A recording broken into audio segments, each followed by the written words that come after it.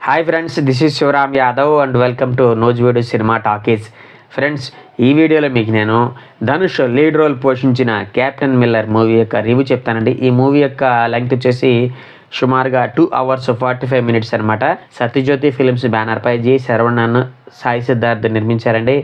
Director వచ్చేసి అరుణ్ మాధేశ్వరన్. ఇక ఈ సినిమాలో ధనుష్తో పాటు ప్రియాంక, అరుల్ మోహన్, శివరాజ్ కుమార్, సందీప్ కిషన్ మరియు నివేదిత, తనీష్ తదితరులు నటించారండి. ఓవరాల్గా క్యాప్టెన్ మిల్లర్ బాగుందా అంటే మాత్రం నాకైతే పర్లేదు అనిపించిందండి. మరీ అంత సూపర్ ఏం కాదు. మూవీలో ఉన్న ఆ యాక్షన్ సీన్స్ కోసం అయితే మనం ఖచ్చితంగా సినిమాను ఒకసారి చూడొచ్చు. స్టార్టింగ్ చాలా ఇంట్రెస్టింగ్ పాయింట్తో మూవీని స్టార్ట్ చేస్తారన్నమాట డైరెక్టర్. కాకపోతే రకరకాలుగా క్యారెక్టర్స్ని ఇంట్రడ్యూస్ చేసే పేరుతో మూవీ ఎందుకు నాకు కొంచెం సాగ్ తీసినట్లయితే అనిపించింది.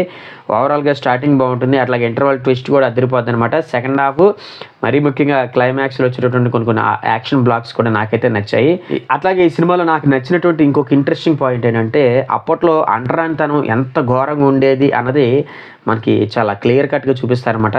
ఆ సీన్స్ అయితే బాగున్నాయి. అఫ్కోర్స్ ప్రజెంట్ ఆ అన్టచబిలిటీ అనేది చాలా వరకు తగ్గిపోయింది. కాకపోతే అక్కడక్కడ ఇంకా కొద్దిగా ఉందని చెప్పేసి నేను విన్నాను. నా దృష్టికి అయితే ఏం రాలేదు. ఓవరాల్గా మూవీ అయితే పర్లేదు, డీసెంట్ అని చెప్పొచ్చు. ఇక యాక్టింగ్ పరంగా చూసుకుంటే 2 shades ఉన్నటువంటి క్యారెక్టర్లో ధనుష్ మాత్రం చాలా బాగా పర్ఫామ్ చేశాడు. కాకపోతే ఈ సినిమాలో మరీ ముఖ్యంగా ఆ క్యాస్ట్ ఫీలింగ్ సంబంధించి ఆ పార్షియాలిటీ ఉంటుంది కదా, దానికి సంబంధించిన సీన్స్ చూసేటప్పుడు నాకు కర్ణన్ మూవీ గుర్తొచ్చిందండి. ఓవరాల్గా ధనుష్ మాత్రం తన ప్రజెంటేషన్ పరంగా మాత్రం బెస్ట్ ఇచ్చాడని చెప్పాలి. ఇక హీరోయిన్ ప్రియాంక అరుల్ మోహన్ కూడా తనకిచ్చిన క్యారెక్టర్కి న్యాయం చేసిందండి. ఓవరాల్గా ప్రియాంక అరుల్ మోహన్కి తన కెరీర్లోనే ఈ క్యారెక్టర్ డిఫరెంట్ అటెంప్ట్ అని చెప్పొచ్చు. ఇక మరొక సపోర్టింగ్ క్యారెక్టర్లో శివరాజ్ కుమార్ గారు నటించారండి. అదేంటో శివరాజ్ కుమార్ గారు నటించినటువంటి అన్ని సపోర్టింగ్ క్యారెక్టర్స్ నాకు బాగా ఇష్టమండి.